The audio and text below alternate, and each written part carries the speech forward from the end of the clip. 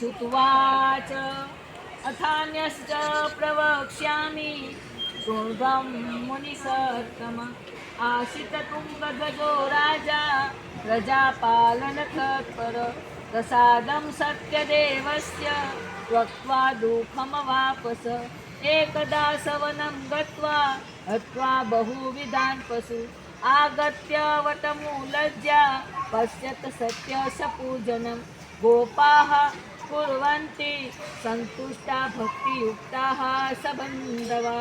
શ્રી સુતજી બોલ્યા, હે સૌનકાદી મુનિઓ, હવે તમને એક જુદું દ્રષ્ટાંત કહું છું, તે તમે સાંભળો. પેલા પ્રજાનું ઉત્તમ પ્રકારે પાલન કરનારો તુંગધ્વજ નામનો એક રાજા હતો. તે સત્યનારાયણ ભગવાનના પ્રસાદનો અનાદર કરી ઘણું દુઃખ પામ્યો. તે એક વખત જંગલમાં જઈ ઘણા મૃગો અને જાનવરોનો શિકાર કરી થાક્યો હતો. તે એક વિશાળ વડના ઝાડ તળે ગયો. ત્યાં ઘોડો બાંધી છાયણામાં આરામ કરવા લાગ્યો. તે સમયે વનમાં ગાયો ચરાવવા આવેલા ગોવાળિયાઓ પોતાના મિત્રો સાથે તે ઝાડ નીચે શ્રી ભગવાન સત્યનારાયણનું પૂજન કરતા હતા તે તેણે જોયું. રાજાએ પૂજા થતી જોઈ પણ તે અહંકારને લીધે ત્યાં ગયો નહીં. એટલું જ નહીં પણ દૂરથી પણ ભગવાનને નમસ્કાર પણ કર્યા નહીં. તેમ છતાં પૂજન પૂરું થયે ગોવાળિયાઓ પોતાના રાજા આવ્યા છે આ જોઈ પ્રસન્ન થઈ રાજા પાસે જઈ પડિયામાં પ્રસાદ મૂક્યો. પછી તેઓ સર્વે જ્યાં પૂજન કરતા હતા ત્યાં જઈ ભગવાનનો પ્રસાદ આરોગ્યા. રાજા પ્રસાદનો ત્યાગ કરી થોડી વારે ઉઠી ત્યાંથી પોતાના નગર તરફ ગયો. પ્રવેશ દ્વારે જ ભયની ભ્રાંતિ થઈ, જાણે કોઈ રાજાનું સર્વ રાજ છીનવી લીધું છે, સર્વ નષ્ટ થયું છે અને બન્યું પણ એવું. પ્રસાદનો અનાદર કરી ત્યાગ કરવાથી રાજાને ઘણું દુઃખ પામ્યો. તેના 100 પુત્રો તથા ધન ધાન્ય વગેરે નાશ પામ્યું. ત્યારે રાજાએ વિચાર કર્યો કે આવું બને કેવી રીતે? મારું સર્વસ્વ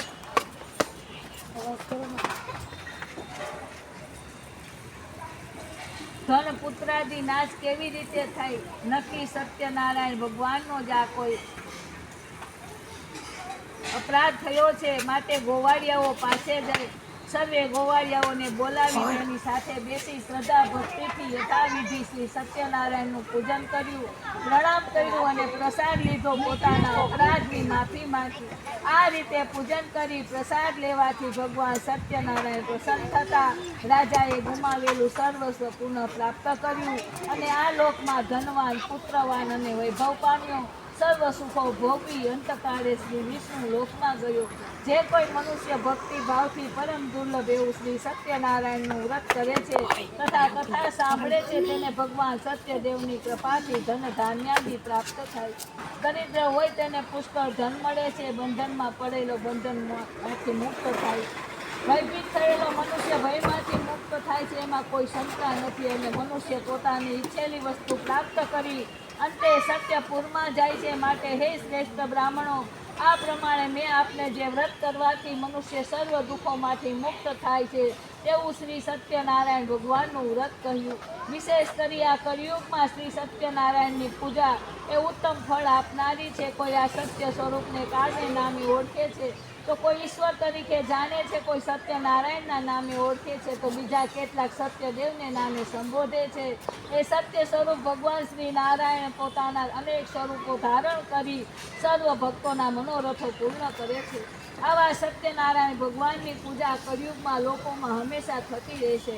હે ઋષિ મુનિઓ, જે મનુષ્ય આ કથાનો નિત્ય પાઠ કરે અથવા તો કથા સાંભળે છે તેના સઘળા પાપો શ્રી સત્યનારાયણ ભગવાનની કૃપાથી નાશ પામે છે. હે મહામંડલેશ્વરો, અગાઉ જેઓએ શ્રી સત્યનારાયણ ભગવાનનું વ્રત પૂજન કર્યું તેમના ત્યાર પછીના જન્મની કથા સંભળાવું છું. કાશી નગરીમાંનો સતાનંદ બ્રાહ્મણ બીજા જન્મમાં મહાજ્ઞાની સુદામા થઈ જન્મ્યો. તેણે શ્રી કૃષ્ણ જેવા સખાને પ્રાપ્ત કરી અંતે મોક્ષ મેળવ્યું. લાકડા વેચનારો ભીલ જાતિનો કઠિયારો બીજા જન્મમાં કેવટ તરીકે જન્મ્યો. તેણે ભગવાન શ્રી રામચંદ્રના ચરણો ધોઈ પાન કરી પોતાના કુળને તાજ્યું. ઉલ્કામુખ નામનો રાજા બીજા જન્મમાં રાજા દશરથ થયો. શ્રી રામ જેવા પુત્રને પામી અને વૈકુંઠમાં ગયો. ધાર્મિક વૃત્તિનો સાધુ વાણ્યો બીજા જન્મમાં રાજા મોઢવત થયો. ભગવાન તેની પરીક્ષા લેવા આવ્યા ત્યારે તેણે સર્વ વડે પોતાનું અડધું અંગ સીધી ભગવાનને અર્પણ કરી અને મોક્ષ પામ્યું. શુંકરધ્વજ નામનો રાજા શ્રી સત્યનારાયણ ભગવાનના વ્રતના કારણે બીજા જન્મમાં સ્વયંભૂ મનુ રાજા બન્યો. પોતાની પ્રજાને આચરવાના ધર્મયુક્ત માર્ગો બતાવી પોતે પણ વૈકુંઠમાં ગયો. ઇતિ શ્રી સ્કંદ પુરાણે દેવા ખંડે શ્રી સત્ય